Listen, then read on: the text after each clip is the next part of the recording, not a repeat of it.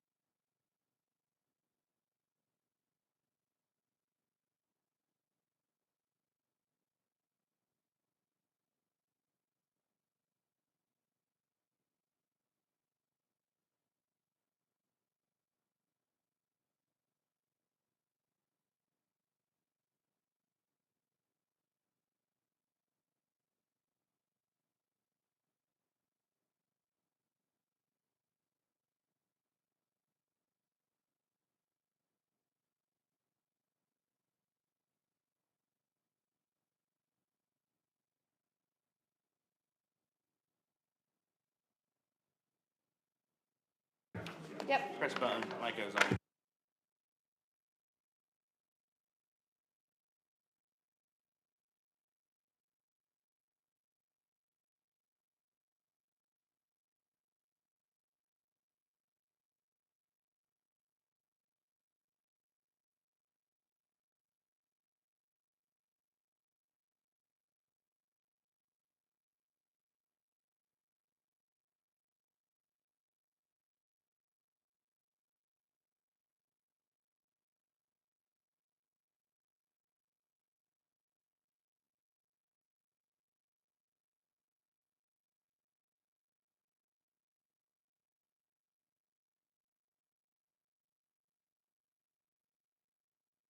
Press button, light goes on.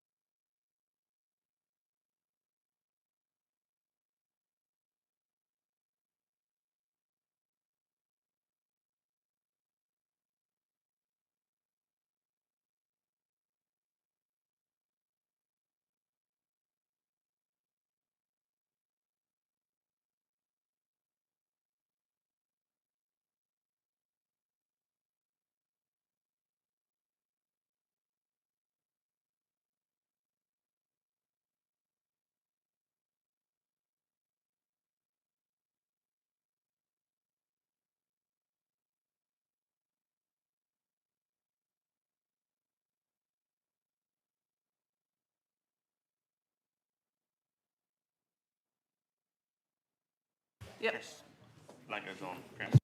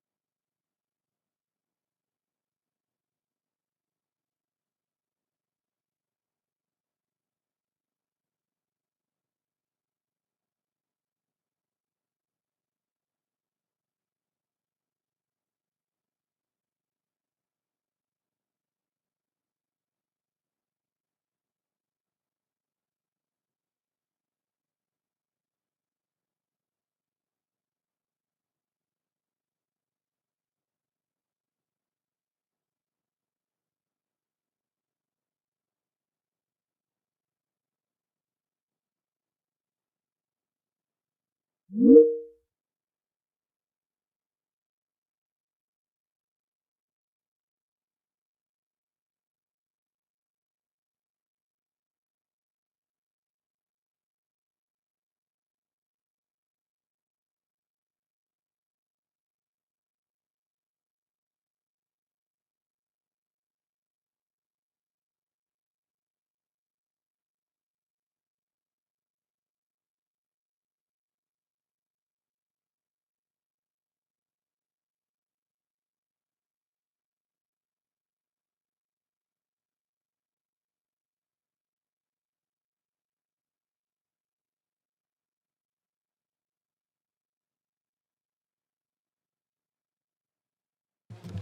Nikki on Teams. Can you see and hear the council chamber?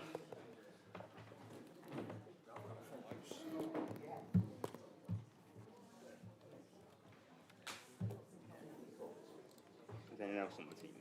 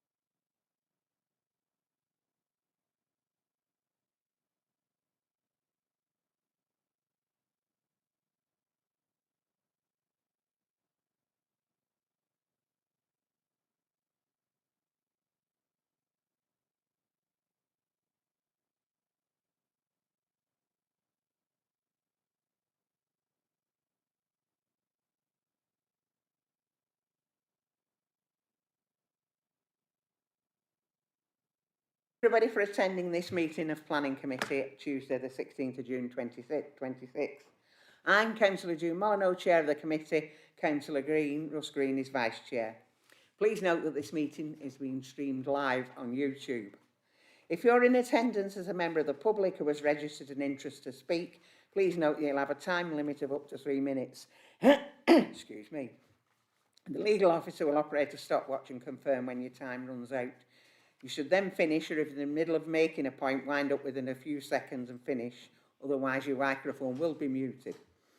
To assist in following the evening's proceedings, a pack has been prepared, available online, containing each item's report, plans, presentation, slides and any addendum. After officers have presented the report and speakers have made the representations, I'll invite members to make their comments. When you wish to speak, please raise your hand, and when invited to speak, remember to use your microphone and reference the paragraph number, which will allow everyone to follow.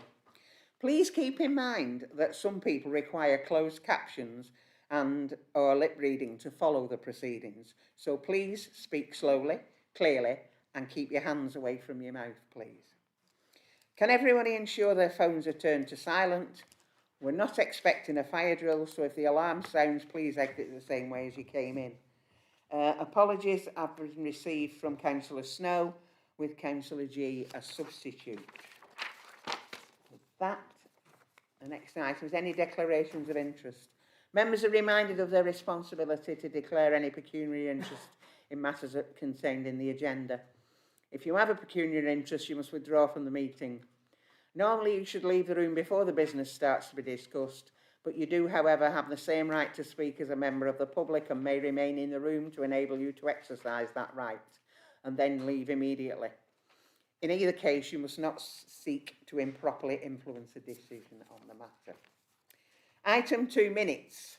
Minutes of the meeting Wednesday, 10th of June, pages 3 to 6. Can somebody move those, please? Thank you. Seconded. Councillor Whittaker. All those in favour, please show. Thank you. That was unanimous that we've approved the minutes. Moving on to planning applications to be determined. For the benefit of the public here tonight, the speaking arrangements for planning applications as follows. The officers will summarise the report and registered speakers will be invited to speak in the following order. Objector, supporter, parish town councillor, ward councillor, applicant or agent. All registered speakers will be allowed to speak for up to 3 minutes, apart from a ward councillor who may speak for up to 5 minutes. In the event that all speakers are against the application, as chair, I will grant the applicant or representative a time extension. I would respectfully ask members of the public who have not registered to speak to remain quiet throughout the proceedings. With that, we move on to item 3A. Land to the east of Finnington Lane, Feniscowles, Withnell. Pages 7 to 118, with an update on your addendum. Ian's going to present this item.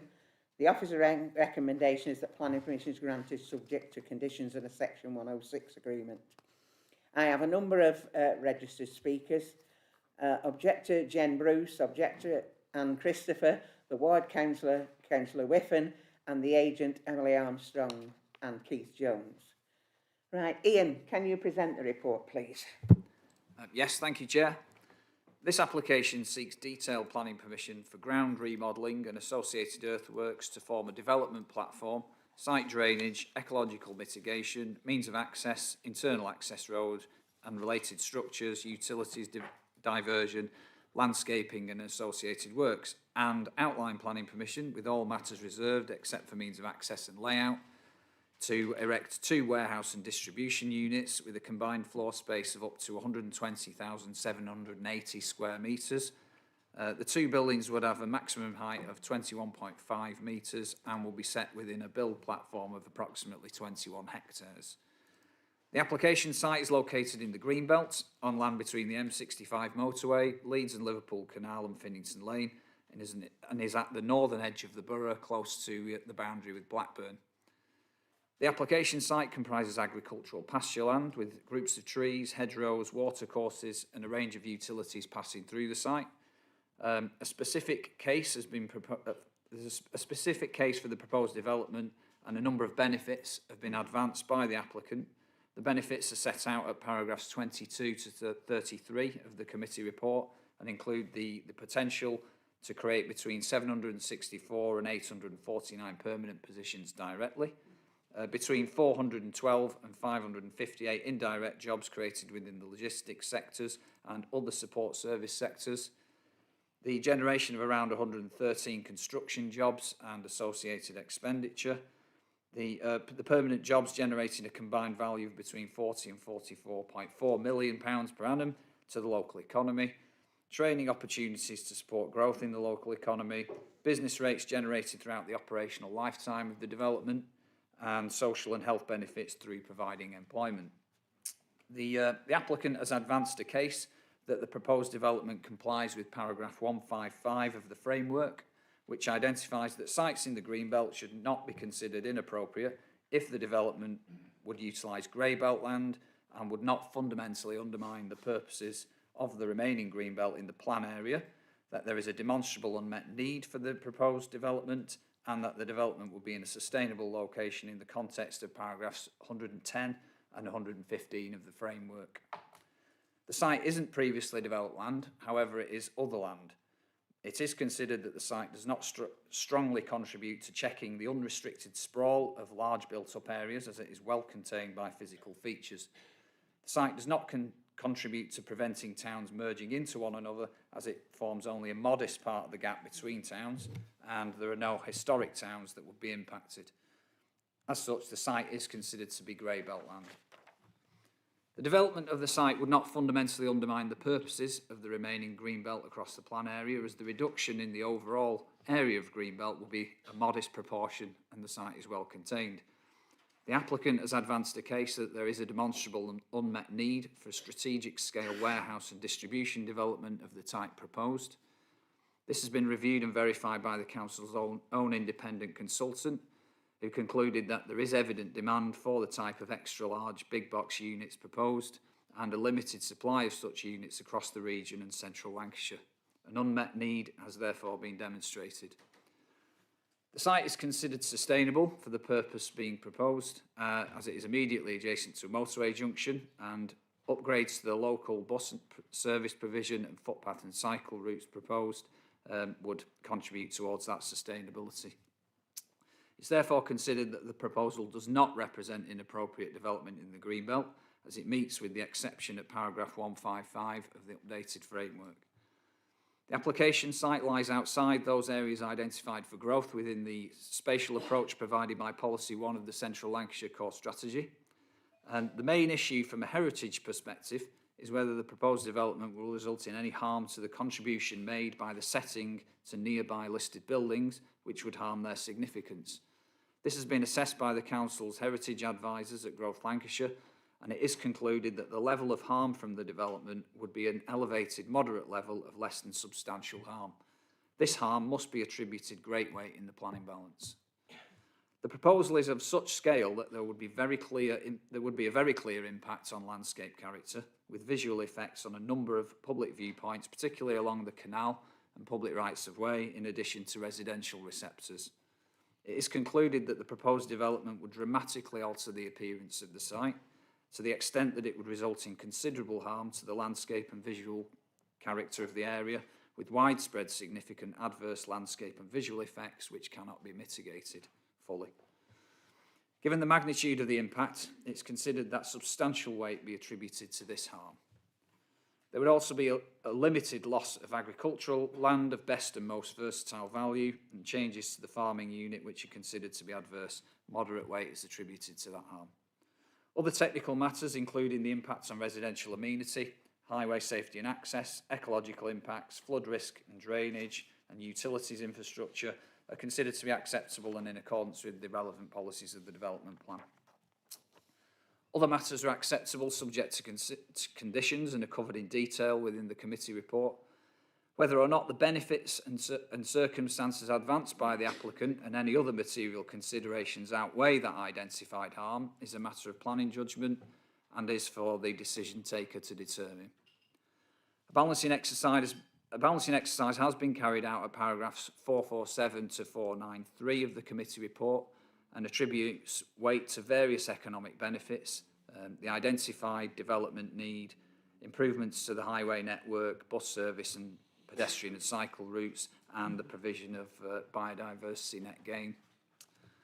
This is a finely balanced judgment, and it is concluded that on balance, the benefits when taken together carry substantial weight that outweigh the identified harm. On this basis, it's considered that the proposal benefits from the presumption in favour of sustainable development, and as such, it is recommended that outline planning permission be approved. Members should note that a holding direction has been placed on the application by the Secretary of State to enable him to consider whether the application should be referred to him for determination. This does not prevent the committee from considering the application, forming a view as to the merits, or, if you were so minded, refusing planning permission. It's recommended that members be minded to approve the application subject to conditions and a Section 106 agreement to secure the provision of highway access and improvements, public transport improvements, public right-of-way and towpath upgrades, and BNG monitoring, and subject to the referral to the Secretary of State. Thank you, Chair. Thanks, Ian. Have I got Jen, please?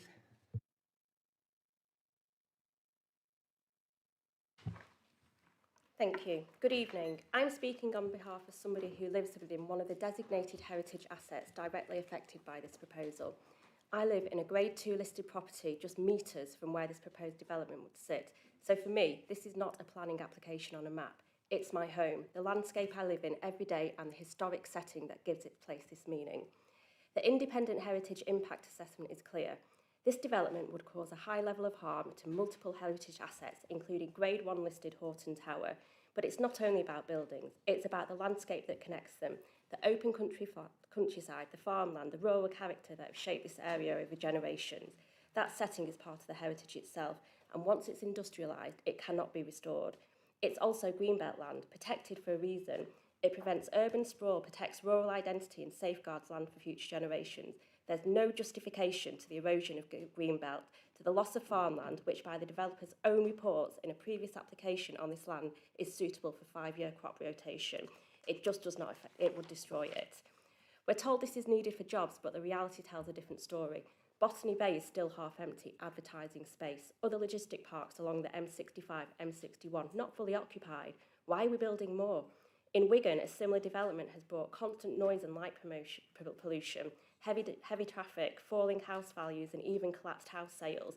It's changed people's lives, and not for the better, along with the bad publicity for the local authority. Here we are talking about up to 3,000 lorries a day, 24 hours a day. That would mean constant noise, bright industrial light overnight, our residents living with ongoing sleep deprivation, a complete and permanent loss to the quality of life, and there's a real safety concern. Abbey Village Primary School sits on this route. Weight restrictions on the surrounding roads have failed to control the heavy lorries which use them. There are roads where children walk, cycle and cross every day. So I ask you, are we really willing to accept that this level of traffic could put children at risk? Are we really willing to accept that this could cost a child a life? Who's going to take responsibility for that? And then there's the environment. We've already seen the removal of a reservoir that has not been reinstated, raising serious concerns about trust. And today, lapwings are nesting in these fields. What happens to that wildlife?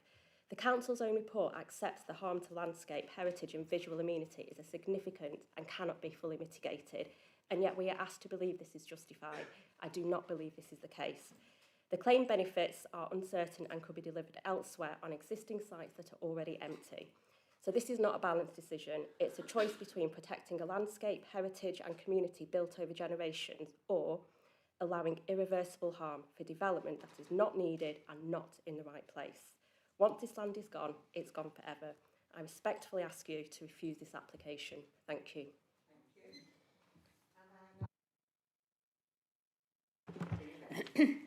The Friends of Finnington group are a group of over 200 residents. Our group represents residents from Chorley and Blackburn who would be the most affected by this development. We are astounded that this application has been accelerated to determination stage before any mitigations in respect of major infrastructure of national importance have been offered up, let alone agreed by the owners and operators of these structures. These are far too serious to be moved to the reserved matters stage. If the committee were to be minded to grant permission for this development, this would not only be immoral, but unlawful in our opinion. You would, however, gain lifelong membership of the Wigan How to Get Things Drastically Wrong Planning Committee Club.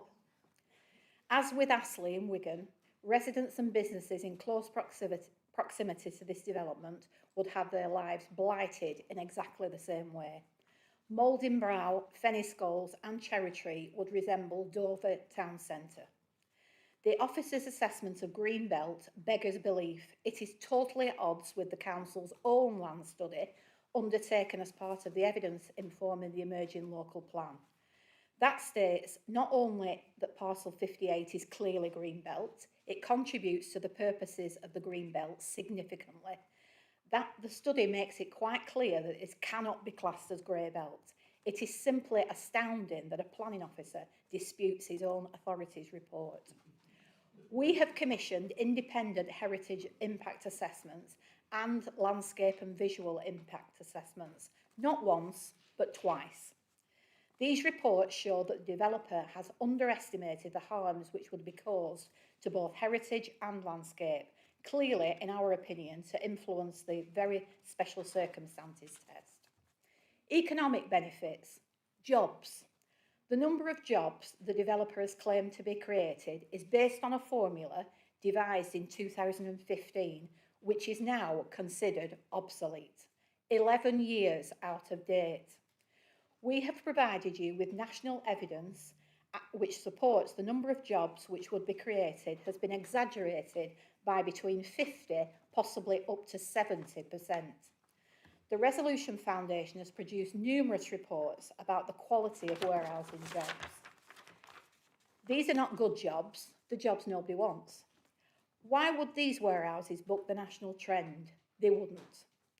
Given the real number of jobs that would be created and the loss of jobs as a result of the development itself, the economic benefits do not outweigh the extensive permanent harm that would result into the immediate area and beyond. There are no special circumstances. This is inappropriate development in the green belt and it should be refused permission. Thank you. Councillor Whiffen. Hello, I'm Councillor Jenny Whiffen for Chorley North East, speaking on behalf of my ward colleague, Councillor Margaret France, and the 280 objectors to this application, all of whom strongly oppose this development. And I will be presenting Planning Policy BNE1 as the main grounds for refusal today. So firstly, I refer members to paragraph 301, which states the development would cause significant adverse effects on the landscape character of the site. These negative impacts are then reinforced in paragraph 48, where the report confirms notable ecological activity, and then in a further 10 paragraphs between 296 to 495. A report which mentions significant negative effects on our green belt land this many times must be taken seriously, and I urge members to refuse this application under the grounds of Planning Policy BNE1 because the development will have a significantly detrimental impact on the surrounding area. For those members who aren't aware, this development will cover 120,780 square metres of greenbelt land, which is the equivalent of 17 football pitches or the size of Chorley Town Centre twice over. This is not small-scale development, it is absolutely enormous. So next, I refer members to paragraph 495, which states the proposal is contrary to Policy 1 of the Central Lancashire Core Strategy. This policy seeks to ensure growth and investment are directed to the most sustainable urban locations in central Lancashire, which this development is not. Paragraph 495 then continues to say the development also contradicts Policy 21 of the CLLP, the purpose of which is to ensure that development respects, protects and enhances the landscapes of Lancashire. In short, members are being asked to approve development that the report accepts contradicts the development plan. So I ask members to consider policies 1 and 21 of the Central Lancashire Core Strategy in addition to policy BNE1 as grounds for refusal today.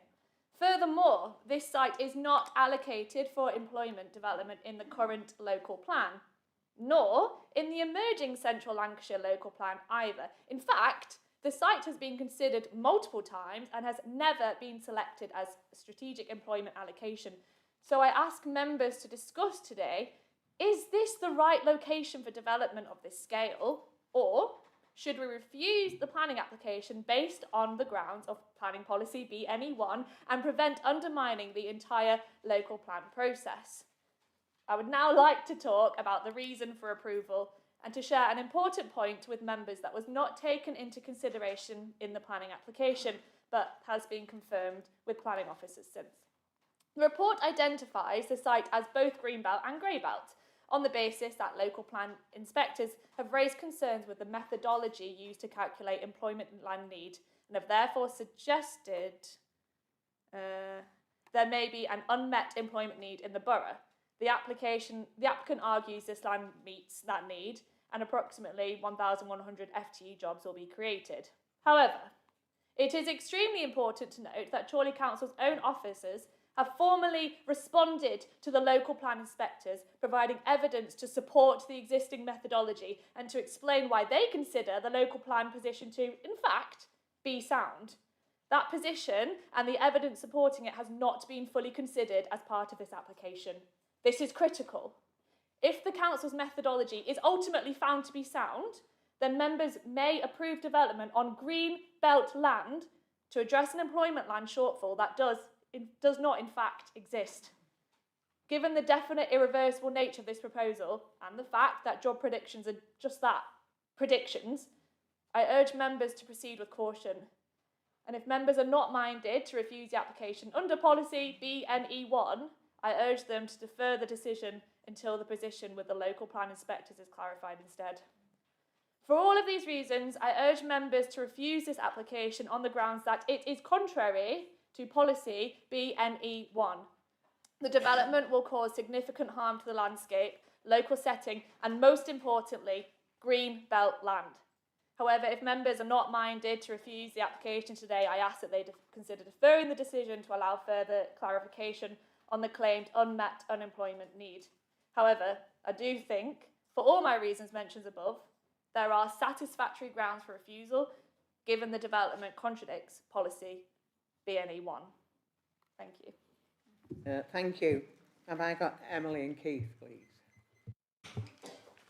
Thank you, Chair. I'll go first, if that's okay. Thank you. Good evening. My name is Keith Jones. I'm a director at JLL in Manchester, and I am the co-author of the submitted employment land report. As you know, the application is for strategic XL big box logistics floor space, and that's defined as units of over 500,000 square feet. And such units need large level site with good access to the strategic highway network, such as the applicant's site. Now, currently, there are only 2 units available in the northwest, and there's only 2 more with permission. So supply is limited. This equates to less than 1 year's supply based on historic take-up figures, which are robust. And based on the latest data from our expert agency team in Manchester, demand is high, with over 30 known requirements of this type of floor space in the northwest. This is set out in full detail in our report. Headline terms for this site have recently been issued, subject to planning, to one of these inquiries. There is interest. This, we believe, demonstrates a clear and overwhelming need for strategic logistics floor space. Importantly, this development will generate significant benefits for the local economy. Your office's report notes that between 764 and 849 jobs will be created using what they term a cautious approach. We say that that could be up to 1,300 jobs, many for young people and those struggling to find work in a logistics industry that pays above average wages. That can generate up to £48 million in wages for the local economy. Those are very significant benefits. Some objections have questioned the employment density figures used to calculate the numbers we've just mentioned. We've provided a detailed response to the officers which have been fully considered in the report. Our assessment is robust. To provide some real-world context, Aldi has recently opened a new fully automated 1.3 million square foot distribution centre in Barden in the Midlands that has created over 750 jobs. Just last week, Amazon announced a new 900,000 square foot fully automated warehouse in Kettering that will create 2,000 jobs. Fully automated warehouses still create a significant number of new jobs. Importantly, the University of Westminster report, which was referred to by CPRE, also makes a very important point that we also make in our report that automation creates greater diversity of roles. In addition to traditional picking roles, they also create new roles such as engineering and process managers, which attract better rates of pay. Concerns that occupiers are footloose is exactly the point. Occupiers want the right type of facility in the northwest, and Chorley Council has a unique opportunity to attract this significant level of investment and create a significant number of jobs for local people. The opportunity is at Stanworth. To conclude, there is a clear and overwhelming need for strategic big box logistics floor space. The proposed development will deliver some very significant benefits for the local economy. It will create a number of new, well-paid jobs across an increasingly diverse range of roles. These benefits, we believe, should carry very significant weight as you weigh up this proposal. Thank you. Thank you, Chair. The applicant at FI Group. This is a once-in-a-lifetime opportunity for the communities of Chorley and Blackburn, which will deliver significant economic, social value, health and ecological benefits. As you have heard, the scheme has the potential to create a significant amount of well-skilled, well-paid jobs. The value of those jobs is between £40 and £44 million per annum, which is over £400 million of investment into the local economy over the first 10 years alone. In addition, the scheme could generate around £7 million of business rates each year. Excuse me. The ecological approach at Stanworth has always focused on retaining the most valuable natural features and improving the land so that local wildlife can thrive. Most of the land is currently low-quality agricultural grassland. The plan retains most of the woodland, watercourses and the canal corridor, and these are the areas most valuable for wildlife, and appropriate protection measures will be put in place and monitored by our ecologists. New woodland will be planted and ponds created to strengthen these green corridors, and large areas of retained grassland will be improved and turned into species-rich wildflower meadows. These changes will create better feeding, sheltering and commuting opportunities for the local wildlife. Improving the areas along the canal strengthens these wildlife corridors with buffers of between 25 metres and 35 metres. Overall, the project will deliver a clear biodiversity net gain, replacing poor quality land with a richer, better connected landscape that supports local wildlife. If planning is granted, the ecological land will be registered as a habitat bank, which will protect the land for 30 years. We've demonstrated that we can achieve the statutory 10% biodiversity net gain on land that is only owned by, wholly owned by us. On the matter of utility diversions, we have been in discussions with Cadent, VPI and United Utilities and agreed in principle to the diversions. The development platform has been designed to accommodate necessary diversions in accordance with the provider's strict design code and health and safety requirements. There have been a number of concerns raised regarding the number of vehicle movements. Our transport consultants carried out a significant amount of modelling and research on how buildings of this size typically operate. The proposed development is forecast to generate... You just wind up now, please. Okay. Your officers have considered the application against National Grey Belt policy test and conclude that we have met the tests and the site is Grey Belt. Our experts have provided an abundance of evidence to show that there is a demonstrable need for Excel logistics in this location. We hope that you will consider carefully your officers' report and recommendations and vote to approve the application. Thank you.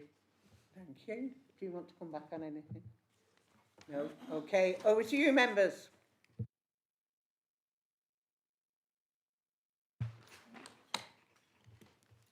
Thank you, Chair.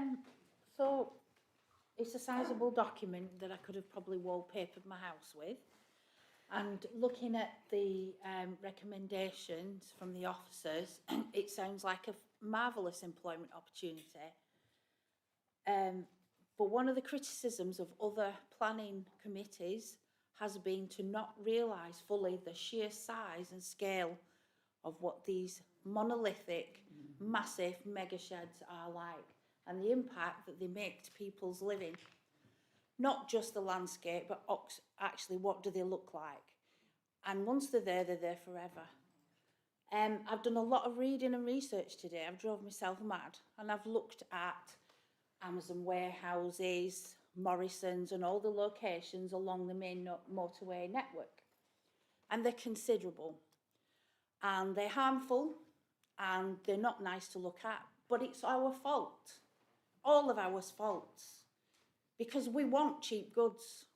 We want Amazon to deliver tomorrow what we've just shopped and bought. We are responsible for this, and this is a social thing that we are needing to look at, responsible consumerism. And we're expecting goods to be moved around a motorway network without having somewhere to park up and pick up and collect them. However, I'm shocked at the actual size. I'm not very good on spatial awareness, but I've looked at it and I've compared it with other areas, and the 7 areas in the other planning committees that have agreed to these have not, they've been criticised for not fully committing to the actual scale and size. And we're in danger of allowing something to happen that will be irreparably damaging to our environment. Looking at that area, it is green belt. Part of it may be grey belt, but it's largely green belt, and it's in a lovely little rural setting. And I'd be very upset to see something of that size for the economic benefits of however much money, because they're all automated. These warehouses are automated. They need a flat bed. I've done a lot of reading today. A flat bed to run little robots around, and people are programming things. We're not talking about something that's going to enhance people's lives. We're talking about increasing productivity and the turnover of us, and we're all responsible for this. So I'm very upset that something like this would be considered in my hometown, to be honest. Thank you. Thank you.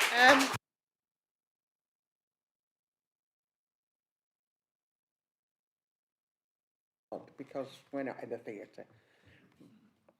Okay. I've got Councillor Singh and then I've got Councillor Whittaker, please. Thanks, Chair. I went on a site visit over the weekend and then went on one last night with Councillor Whittaker, and quite frankly I found it hysterical. We had to get what seemed a taxi to the other side of the site because you don't understand how big it is, and it is huge. 2 units there will be absolutely huge, and the fact that you will be able to see them from all over the local area, all over the local villages, it's horrendous in my view, and I don't think they should be given permission. Personally, I think permission should be refused. So therefore, I'd like to propose refusal on the basis of what Councillor Withnell said and policy BNE1, but also if it's applicable in my eyes, I feel it is, the policies of the MPPF, policy 152, 153 and 154, please. So I push for refusal. Thank you. Thank you. I've got Councillor Whittaker, Councillor Green. Thanks, Chair. I went on the site visit yesterday, and let me just I speak as the rural champion, shall we say. So I was looking at the green belt issues, and I couldn't believe when the planning officer pointed out these 2 aircraft hangars, each of which were about 300 metres long. That's 3 football pitches in the middle of what is plainly a green belt area. There's no question about it. And we talked about, the applicant has talked about traffic movements, and there's a reference to a 3-way traffic controller, and on that, the road that we're on the road to Blackburn there, is quite a fast and dangerous road. So there are lots of issues about this. The impact on the green belt, on the landscape, will be enormous. And as I read in one of the appeals that's been circulated today, the fundamental purpose of green belts are their openness and permanence. and the spatial and visual requirements that should be preserved.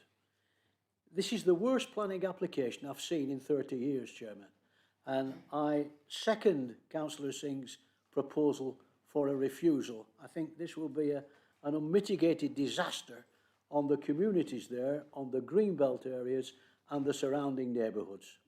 Thank you, Chair. Thank you, Councillor Whittaker. Councillor Green. Thank you, Chair.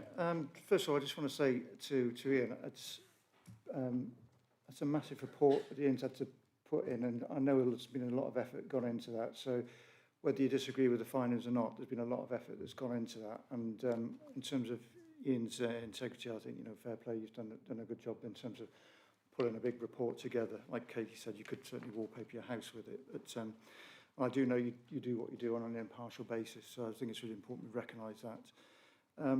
In terms of the number of issues I've got in terms of looking at this, again, it's been rightly said that it wasn't allocated in the current plans we've got in place at the moment in time. I think the other thing is in terms of people saying about green belt or grey belt, I mean, just because there's a motorway going through there, when I went on site there, yeah, we've got the motorway going through and pylons, but when you go on site, it is a beautiful part of land. And Chorley, we're very lucky in Chorley. It is a very beautiful part of the country. The best of Lancashire in one place is our new selling point to get people to come in, and that part of Chorley is exceptionally beautiful. So I went on the site visit today, and you're driving in, and it is glorious. The sweeping fields. You're looking over to Blackburn in the distance, beautiful. And we're lucky also that is quite a strong heritage area as well. And the potential to do damage to that heritage area, we've got again big selling point for us is that heritage in the area in Horton. Trying to get a tourist to come into that area. So I think that's a big thing as well. When I looked at the scale of it, we got to the plan, we saw the trees in distance, and then we looked at the pylons, and you was able to work out the size of the pylons. And you go, right, that's the size of the pylon. You say upstairs at 50 metres, 20 metres going across there. Massive, absolutely massive. And no matter what, I mean, to try and say that I don't buy the argument in the slightest about saying that we can buy a net gain and we can do this and plant some nice trees there. This thing it will just completely destroy the scenery and that area, and it will just knock it out the park. So that really concerns me. It was really seeing it and then seeing the visual scale of it, how far it goes back as well. This is so just because we've got a motorway there, the motorway actually doesn't really take away from that area, I don't think, and neither the pylons. But by God, that will as well. We also looked at again, I use the A674 quite a lot to get up to the A65. You've got the warehouses down the other end. Now I can see that being a rat run through large lorries coming through. Even the sat nav might say go around the M61 and cut across. But I tell you, as somebody trying to save a bit of time, I feel for if it's passed for the residents of Higher Wealton. In terms of things like we're looking at in terms of the job formers, like Katie, I did a hell of a lot of ChatGPT, and I got Claude and ChatGPT to have a little fight against each other.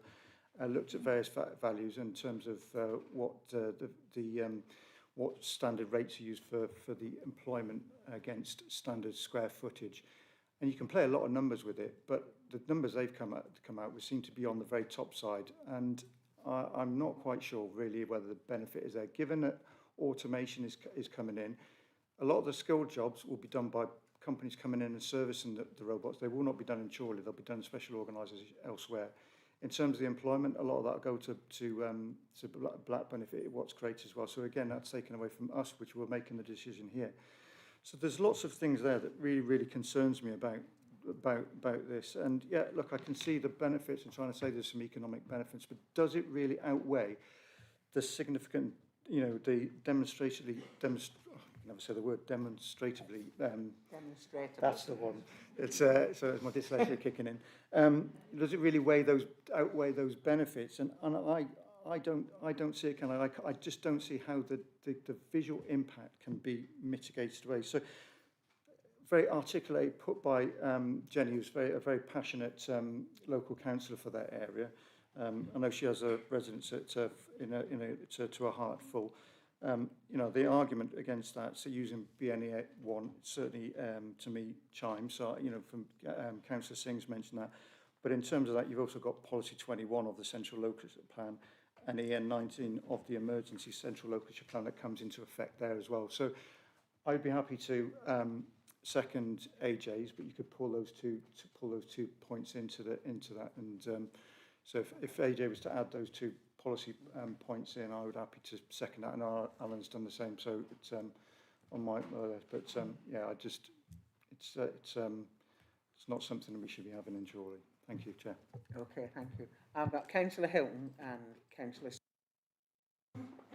Thanks, Chair. I think colleagues have summed up pretty much how I'm feeling on a lot of this, but we cannot underestimate the economic benefit potentially being brought into Chorley here.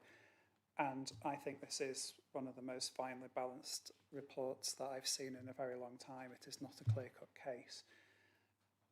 A lot of people will be pushing for economic benefits, but at what point do we then stop to respect nature? And I think we're at that tipping point at this point in time. Considerable harm to the landscape that cannot be fully mitigated, and that's quoting what Ian has said this evening, and substantial weight needs to be added to that harm. So taking all things into account, this is down to whether the economic benefits outweigh the harm that has clearly been stated in the report. So do we choose between economic benefit or destruction of the land, nature and environment would be the consequence of that. And I think now is the time to start to make a stand against these things. So I am in favour of refusal for those reasons. It is finely balanced. I appreciate the economic benefits to the town. However, there now becomes a point where we need to actually start to respect our land and environment. So I'm in favour of refusal for that reason, but it is finely balanced. Thank you. Thank you, Councillor Hilton. Councillor Southern. Thank you, Chair. Been very eloquently put by most of my colleagues here as to why this shouldn't go ahead. I actually get this from both sides of the argument. So starting with the damage to the visual amenity, which cannot be denied. The first thing I think struck me when I walked on site there this morning, and I haven't seen that from the plan obviously, was the canal. And I'm a bit passionate about canals, as I've mentioned before. I've lived on water and I like the canals, and there was an issue over that in terms of flooding side of it, and indeed possible damage to the actual structure of it, i.e. the culverts, etc., because it's been there a lot of years. The counter argument would be, well, there's nothing that an engineered solution couldn't put right. And in fact, if you look across that site there, as has been mentioned, we've got a high pressure gas main, we've got a high pressure sewer down there. It's not actually a slam dunk, and I'll make this point. This isn't actually a slam dunk, that even if we say yes to planning permission, that this will go ahead. Whilst they're making the case for economic benefits here, there hasn't been a case made for the actual business benefit for this, i.e., can we make this thing stack? The cost alone to move that main sewer and that main gas main is horrendous. Just the actual moving of the earth, you're talking 12 to 15 months of work just to move the earth around that site and make it flat. So this ain't a slam dunk. This is basically start of the process. Does it go through planning? So I cannot deny the actual damage to the visual effect of this. So, you know, Millfield Bridge stands for farmhouse. All that will be affected. You cannot deny the size of this place. This is a B-class building of 21 metres high. It doesn't matter which way you're looking at it from, whether you're looking from Chorley, whether you're looking from Blackburn, you're going to see it. The point is, and the reason why this has come before us, and the argument over Greenbelt, Greybelt. The Greybelt argument has come in, and we've had this many times at Chorley Council Planning, because the rules have changed. What we thought was Greenbelt is now argued as being as Greybelt. And I'll say this as a councillor that lives in a rural ward, in Chorley Rural West, I have exactly the same problems. So in terms of the visual effect on the actual rural outpouring, I'm there. I've got it. The argument was made, was this in the local plan? No, it wasn't in the local plan. But what's come back out of the local plan is the lack of this type of building, logistics. This is logistics. It's sustainable for the simple reason it's sat next to the M65. The effect of ploughing the M65 through the valley was an argument that was made at the time. And I would simply say, if we don't build it here, where do we build it? So there was other sites looked at within the central Lancashire area, which, for people's information, encompasses Chorley, South Ribble and Preston. That is the central Lancashire belt. And the one in Preston was ruled out for access. The one we looked at in Croston, we ruled out because we couldn't put the size in there, which is why this has been dropped back into planning. This is why it's come back to planning. That and the fact that the National Planning Policy Framework has changed. What was green is now grey. Therefore, it flings it up again. And to be fair, the planning officers have made, as Russ has pointed out, made a very eloquent case for this in terms of how we planned it out. And it's a simple, I wouldn't say simple, this is a complex exercise, but it's a tick box exercise. Does it meet this? Does it meet that? Does it meet that criteria? And the answer that's come back is yes, it does. It falls to us, however, as planning officers, to look at this in the round and say, do we think this is right? The point that Katie made about this is our fault, it is. I'll be honest, I don't do much Amazon, Katie, but in terms of logistics, it's the demand. There is demand for this type of logistical hub. The fact it sits on the M65 only emphasises that fact. And I have to say, and I agree with Alex, my colleague, this is incredibly far. I've pored over this and I've looked at it from both sides. So I'm a businessman, I have 40 years experience in business and I look at all aspects of it. I've looked at the business side and I've looked at the actual impact on the environment. And I have to say to you, I am torn. If we don't build it here, where do we build it? Because it needs to come. If it doesn't come to Chorley, where do we put it? Do we shove it into Burnley? There is, as far as I can gather geographically, there's two places. Burnley and Liverpool are the only two places in this vicinity that offer this site of box construction, big box construction. They're the only two places I can see. The economic case, if you read it carefully, the benefits would outweigh the visual impact. That's an argument we've got to have. That's something we've got to decide on. But I would simply say the case is this is merely the beginning of the process of this coming forward. It has not been agreed yet, and you'll have seen references to both Cadent and the other utilities. Cadent will not commit to this till they've basically looked at what's involved with it. And it may well be that the cost of moving that high-pressure gas main outweigh the cost of doing this, and it doesn't happen. I'm merely pointing that out, that this is merely stage one of the building process on this one there. But I cannot get away from the fact of the detrimental effect that this would have on the visual effect and the visual immunity within this area of Chorley. And in terms of the visual effect, looking up the hill there, there's a massive chunk of Blackburn which feels the same way. We seem to forget this is not just a Chorley thing, this is a Blackburn thing as well. If you look up the valley up down up there, Blackburn has just as big a visual effect as we do, in fact probably more if you look at the sweep of the hill there. So this is an incredibly difficult decision we've got to make, but it is, like I said, it's stage one of the decision. Now there has been something put in place where this is going to have to go back to Secretary of State to look at. I would have possibly proposed a deferment on that, so we looked at the aspects, particularly around the jobs aspect, which I'm not entirely convinced on. I completely understand and respect the metric that's been given to achieve that. That's questionable. But like I said, this is an incredibly difficult decision we've got to make. And it's, I think it needed a bit more consideration, but I'll be prepared to see what the rest of my colleagues think on that. Thank you, Chair. Shut up. Through the chair, please. Both of you. Anybody else, any comments they wish to make? If not, Councillor Singh. Just two quick comments. Obviously, the first one being happy to make the changes to take the policies that were Councillor Green's mentioned, but also the factor that I'm sure many of us have seen the horrendous large industrial site that's obviously taking place in Wigan. I think we should take that obviously into our views and into consideration as well, just on the basis that obviously that one is now complete and those unfortunate people have to live with that monstrosity on their site in their view, and it's absolutely detrimental and ruin their lives from what we see online. Thank you. Okay, thank you. So, do you want to come back on anything, Kevin, before I move to the vote? Thanks, Chair. So just to make some comments on the potential reason for refusal. Totally understand the impact on the landscape and visual amenity, but Councillor Singh referred to it being contrary to greenbelt policies as well. Now, we've defined the site as being grey belt in the report, so we would need some evidence from members to say why the site can't be considered to be a grey belt site for it to be contrary to greenbelt policy. So, it's a totally separate issue to the visual amenity and landscape harm. We'd consider that that would stand sufficiently by itself as a reason for refusal. But I would need some guidance from members as to why the site can't be considered to be grey belt. Councillor Hilton.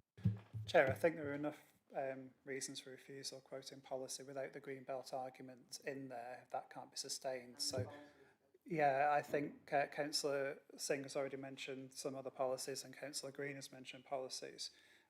So I think if Councillor Singh is willing to remove the reference to the green belt with all the other reasons for refusal, I think that I would suggest that happens, and then I think that would be a reasonable reason to refuse. Thank you, Chair. Okay.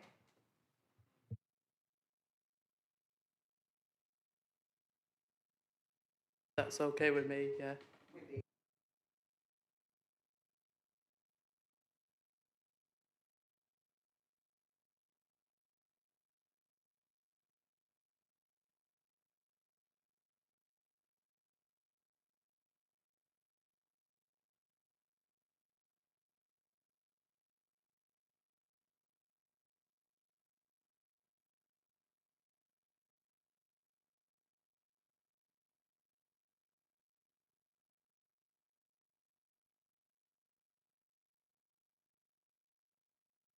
Thank you, Chair. Members have voted to refuse the application for planning permission. Okay, so if you have come for that item, please, we're going to adjourn the meeting for a couple of minutes while you all escape. We can.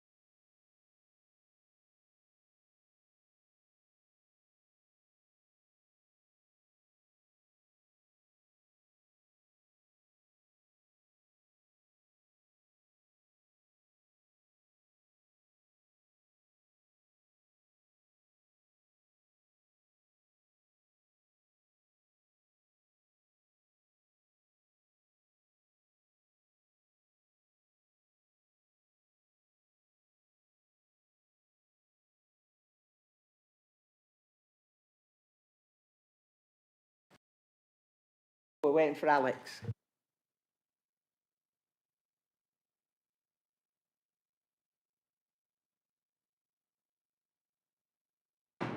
Right. Oh, I've not turned over an older. Right. Item 3B, Hazel Grove, Chorley, page 109 to 136. Kevin's going to present this item. The officer recommendation is to permit full planning permission, and I've a couple of registered speakers.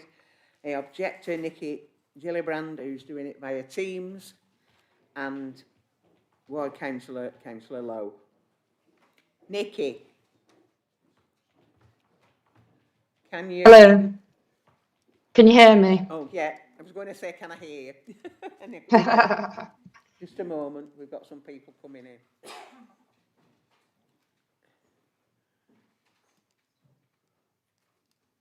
Okay.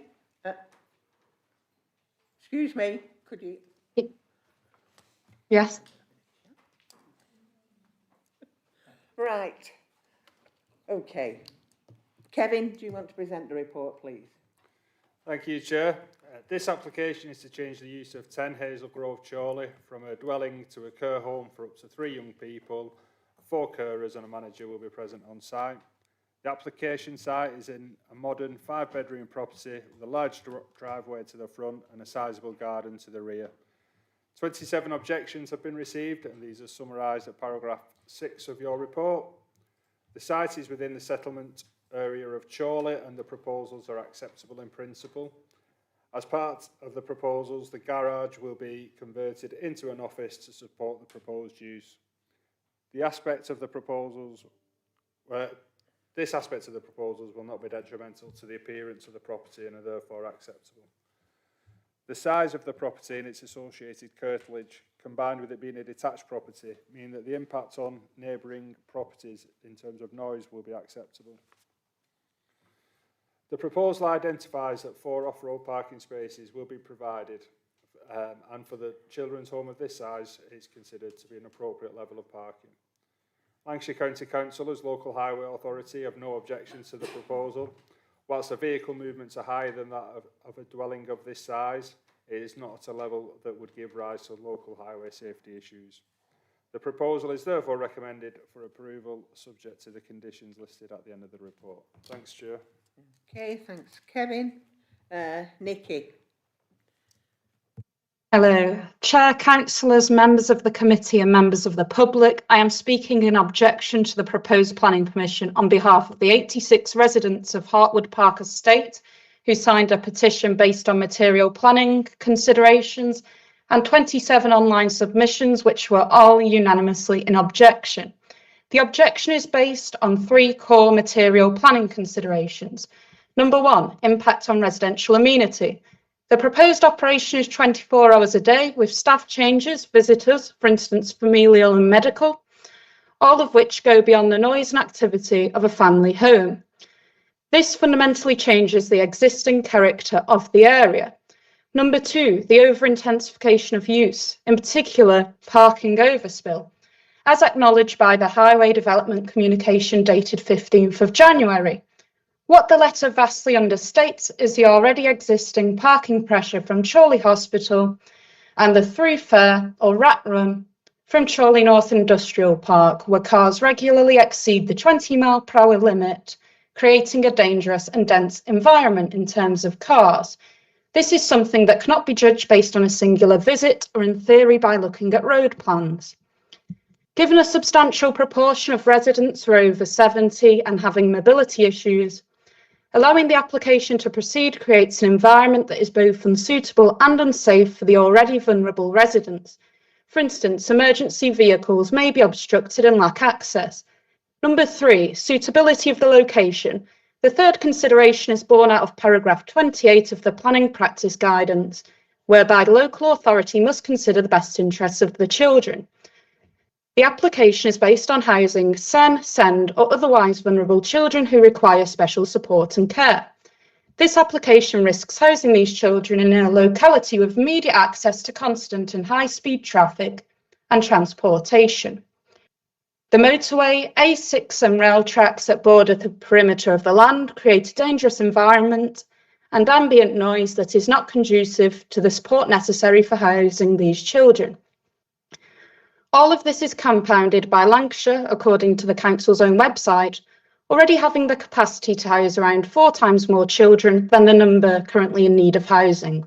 For this reason, we respectfully submit that the proposal is unsuitable for this location, detrimental to the amenity of existing residents, and fails to represent the most appropriate environment for the vulnerable children that it seeks to accommodate. We therefore ask that you refuse the proposal. Thank you for your time. Thank you. Councillor Lowe. Thank you, Chair, and to members for allowing me to speak as one of the ward councillors and also on behalf of residents. I have great reservations about this application and would like to highlight the following. Firstly, harm to residential amenity. A 24-hour care operation would result in increased noise, disturbance, staff shift changes, visitor and vehicle movements, which would unacceptably affect the quiet enjoyment of neighbouring homes. It would not be like any other residential dwelling on the estate. Secondly, over-intensification of use. The proposal would represent a level of activity far beyond that of a normal household and would be inappropriate within a small residential cul-de-sac serving 4 properties. Members should bear in mind the estate has a lot of elderly residents and this would add to issues already on the estate. Thirdly, inadequate parking and highway safety risk. To my mind, the comments from LCC make little sense. On-site parking is insufficient and the proposed conversion of the garage to an office would further add to a poor situation. The proposed 4 spaces have not been dimensioned and tandem parking is not practical for commercial premises. Anyone visiting the site, which some members did today, could clearly see there is not enough space for the suggested parking, and that is prevalent on page 135 of your papers. It would add to the existing issues on the estate being used as a rat run to the nearby industrial estate. I wish that LCC would have actually visited the site rather than complete a desktop assessment. I further wish they would comply with their own adopted manual for streets, which lays down standards for parking and states particularly at 8.2.1 that the way cars are parked is a key factor such as visual quality, interaction between residents and safety. Parking on the pavements is not acceptable.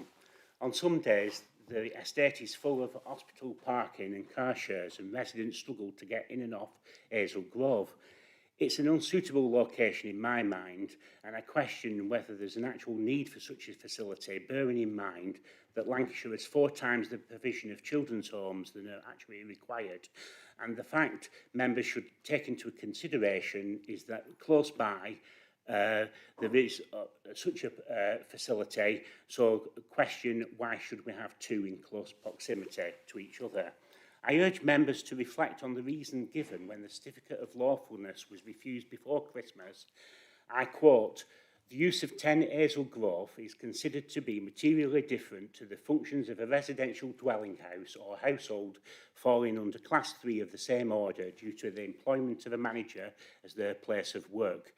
All the way through the report, it stated there's no difference between this proposal and that of a residential dwelling. Well, it's obviously not the case, Chair. I ask you to consider refusal of this application for the reasons I've given, in particular on the grounds of vehicle movements will lead to an increase in on-street parking, is contrary to policy BNE1 with the impact on the amenities of the neighbourhood and is contrary to paragraph 135F of the National Policy Framework. Thank you, Chair.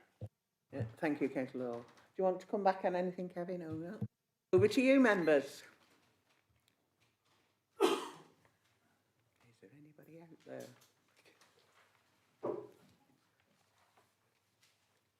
Councillor Wilkie, have you all hands up? Shut up all at once. Councillor Wilkie, Councillor Green, Councillor Southern, Councillor Hilton. Right. Thank you, Chair. So there's going to be a lot of activity in this house. In the actual documents, it was compared to an average household for, 3 children and 2 parents. But there's not. There's going to be a crossover of the staffing And they do say that they mitigate that by doing it during office hours. But not everybody works office hours, do they? Neighbours work nights, neighbours work different shift patterns. I know myself as a shift worker. There's going to be a lot of comings and goings, noise, disturbance, visitors, professionals visiting. I know they say they mitigate that by doing Teams meetings for social services.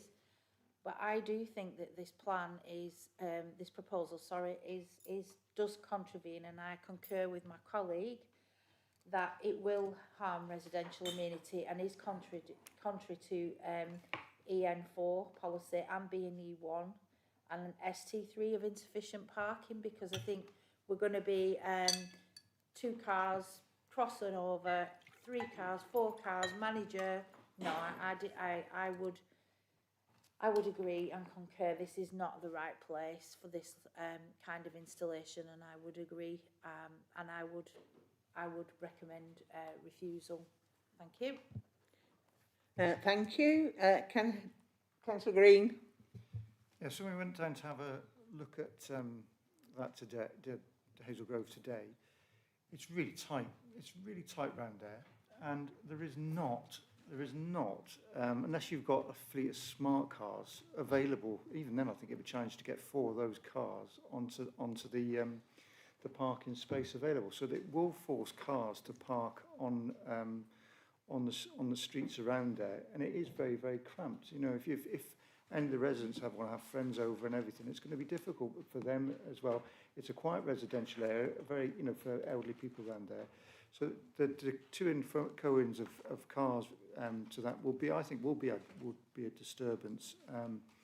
And again, the facility, you know, you're saying maybe, you know, if you've got four people there, you know, might have specialist people turn up to provide support and care work there as well. So that again, you're going to have periods of times where it's going to be very, very busy. And I personally, to me, does not seem a suitable place to have that type of facilities, and I'm not even convinced from what I've seen is that there's a need for it for those facilities in Chorley per se. So I'd be happy to second Katie's nomination for refusal.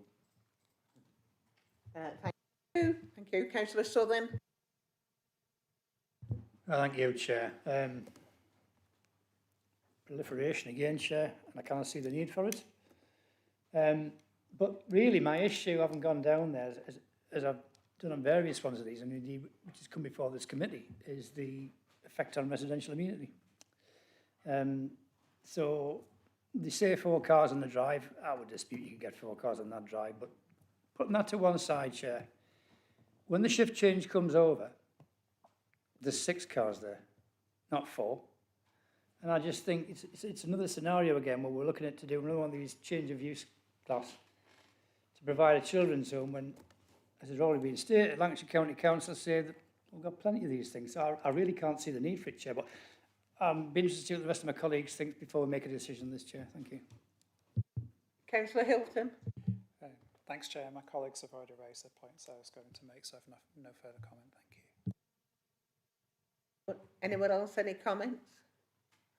If not, I've had a proposer and a seconder for refusal. Okay, yeah. Do you want to come in? Thanks, Chair. Yeah, just to clarify, it's ST4, the relevant policy for the parking standards, rather than ST3, which I think Councillor Wilkie mentioned. And so I've got sort of a reason for refusal based on the detrimental impact on the amenity of neighbouring residential properties by way of increased activity causing noise and disturbance above that expected from a dwelling, in combination with the lack of off-street parking that result in an increase in on-street parking to the detriment of residential amenity. So BNE 135F of the MPPF, EN4, ST4. And I'll agree the final wording with the Chair before we issue a decision. Okay.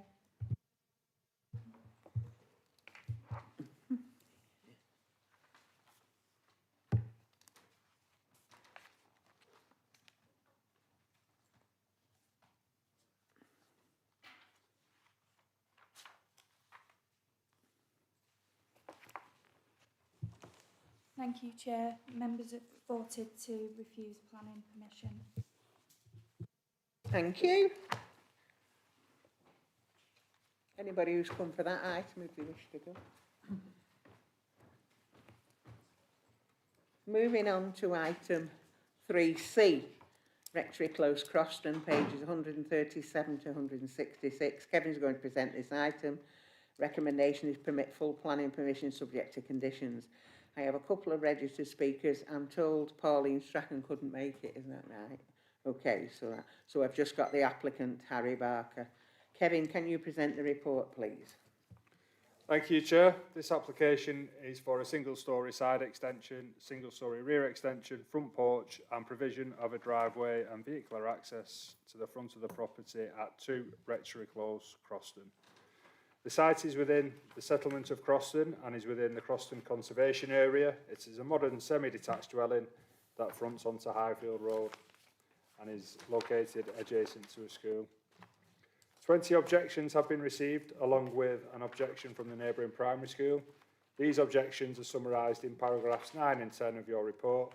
The objections mainly relate to the creation of the new vehicular access at the front of the property. 4 representations in support of the application have been received, and these are summarised at paragraph 11 of the report.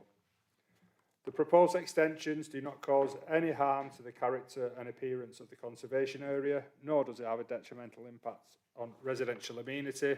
Therefore, the extensions are considered acceptable. The proposed new vehicular access is not considered to have a detrimental impact on local highway safety. Lancashire County Council, as local highway authority, have considered the proposals, and as 4 on-street spaces will be retained, even accommodating the new vehicular access, the proposals will not fundamentally change the highway movements in the area and will not present any issues in respect of highway safety. Therefore, they have no objection to the proposal. The application is therefore recommended for approval, subject to the conditions set out at the end of the report. Thanks, Chair. Thanks, Kevin. Harry, over to you. Switch you. Cheers. Chair, councillors, thank you for allowing me to speak today. My partner Abby and I are the proud owners of 2 Rectory Close, and today we are asking you to support the officer's recommendation and approve our application. Firstly, I would like to acknowledge the concerns that have been raised by neighbours and members of the community. We understand why people care deeply about road safety and parking in the area around the schools. Having lived in Croston all my life and attended school from the age of 4 through to 16, we share those concerns and would never wish to do anything that would put children, pedestrians or motorists at risk. However, after considering all of the evidence, the professional officers who have assessed this application have concluded that it should be approved. Myself and Abby both feel incredibly lucky to own a home in Croston, and our vision with the planning application has always been to enhance the property and add value to Croston as a whole. The report confirms that the proposed extensions and porch are modest in scale, well designed and appropriate to the property. It also confirms that they will not harm neighbouring residents' amenity and will not harm the character or appearance of the Croston Conservation Area. Importantly, Growth Lancashire, the Council's heritage advisors, have concluded that the development will cause no discernible harm to the conservation area and have raised no objections. The issue that has understandably generated the most discussion is the proposed driveway and drop curb. Prior to purchasing the property, we sought advice from LCC Highways in relation to dropping the curb and adding a driveway. A highways technician came to inspect the site, and we were advised that they envisaged no issues due to the land in front of the property not being designated parking. Consequently, we applied to drop the curb in February this year, and it was approved. As you are all aware, we then submitted a planning application in February to add the drive to the front of the property. Concerns have been raised regarding safety, congestion and parking. These concerns have been carefully considered for a second time by an expert in the Highways Development Department for LCC, who are the statutory experts responsible for addressing highway safety matters.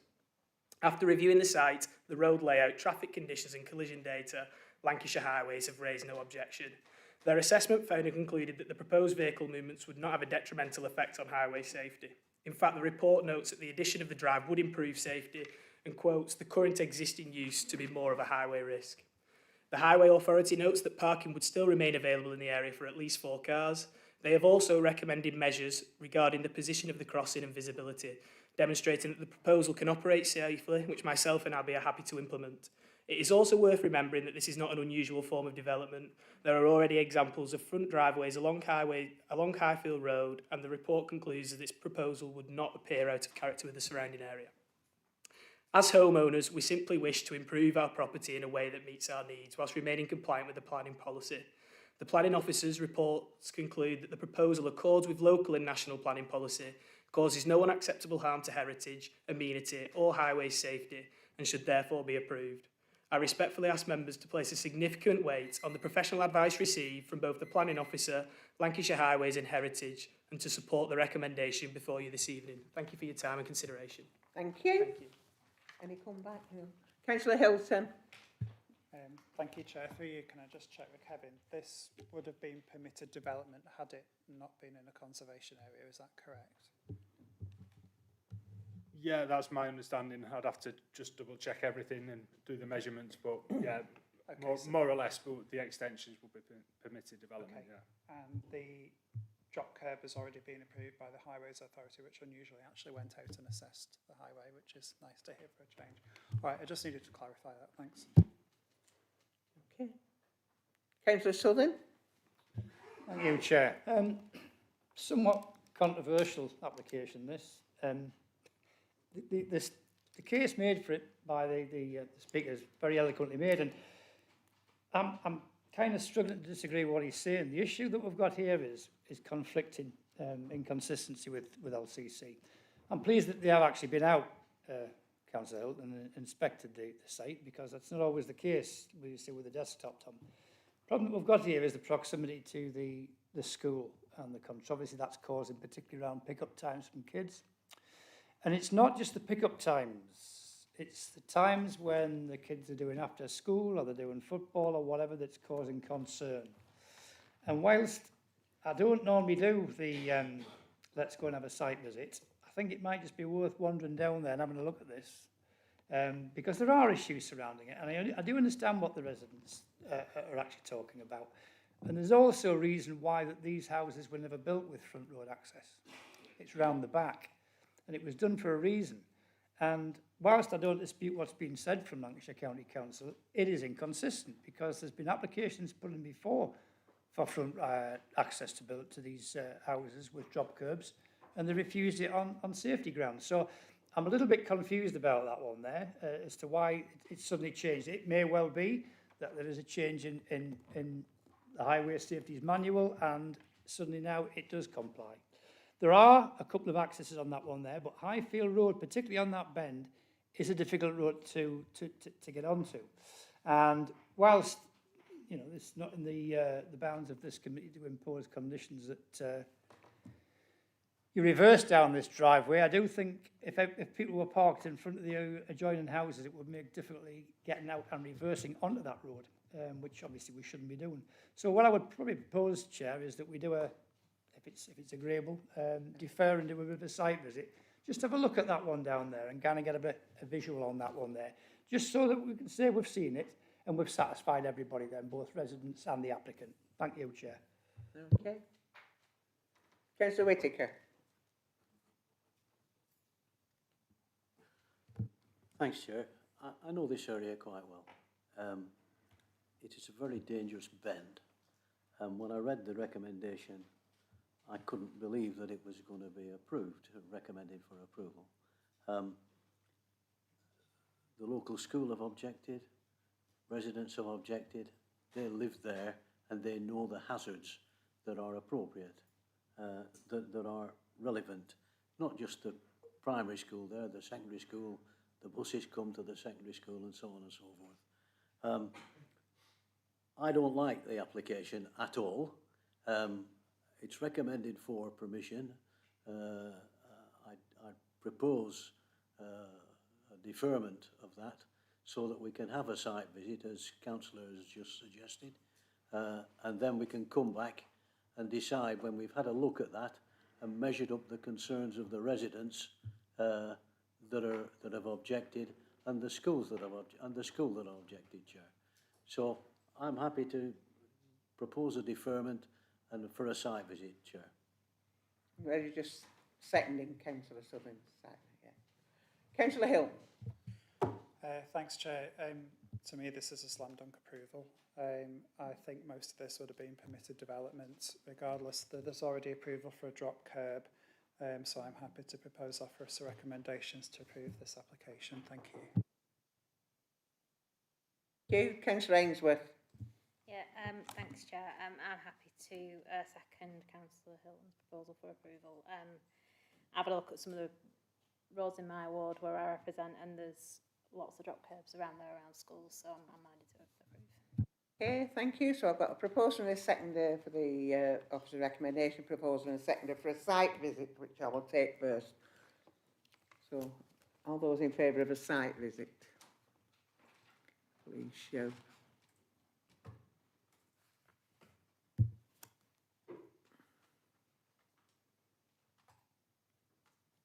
Okay. Members have voted to refuse a site visit. Okay.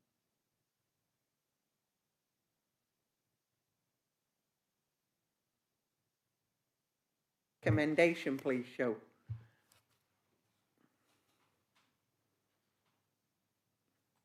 Okay. Members have voted to approve full planning permission subject to conditions. Okay, thank you for that. I have no urgent items, item 4, so the meeting is closed. Have a safe journey home. Thank you for your attendance.